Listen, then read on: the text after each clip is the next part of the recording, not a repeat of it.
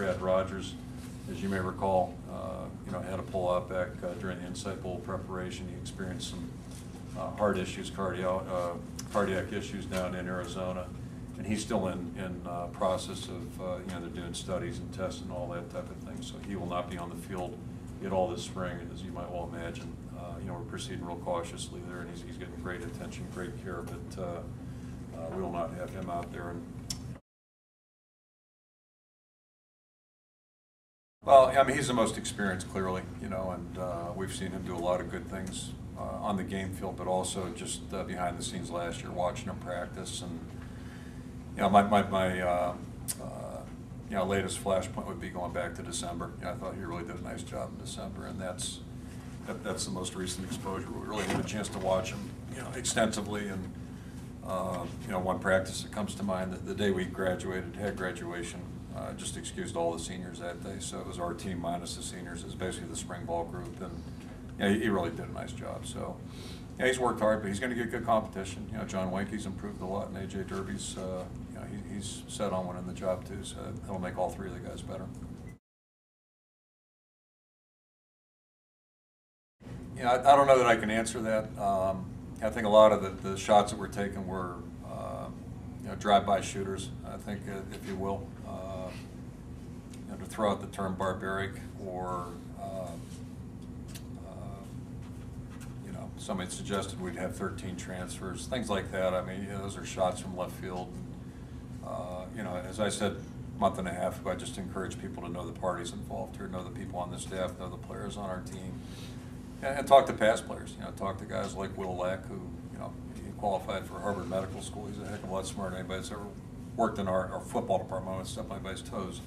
But anybody that's worked in our offices, and he thought there's a lot of value in going through the program, and I think he'd still tell you that today. And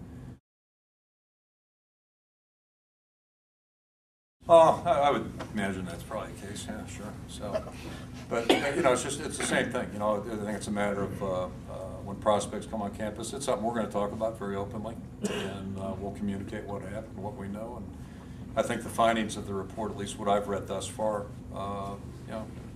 support that there was no ill intent, and we're not the only people doing this exercise. So again, the question still remains, why did it happen here? And certainly we're gonna be very cautious moving forward.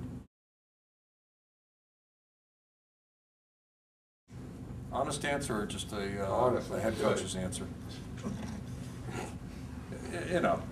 It is what it is, and I guess I'd elaborate on that one. There are 18 players were cited. 15 of them were alcohol offenses, which those of us that know Iowa City, that's an issue, and I'll predict it's going to be an issue 10 years from now, 20 years from now, and just like it was 20 years ago.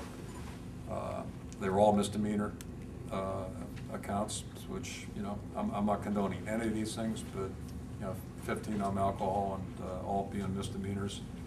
And I think more importantly, I've said this pretty consistently, we typically have more problems with younger players, more issues with younger players, if you will.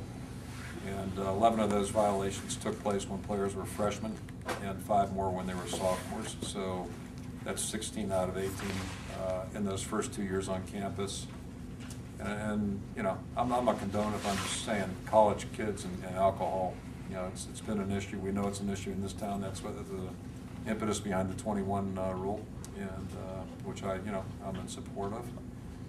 Then the other side of the equation too, of those 25 teams, we were 4th in graduation success rates. So, and we're proud of that. And again, I would encourage people to know our players. If you know our players, it's not like we got, in fact, I got one that lives in our house. One of the 18 that lives in our house. He's a pretty good kid. So, what's that think is? His mom's a little tough to get along with, but he's a pretty good kid.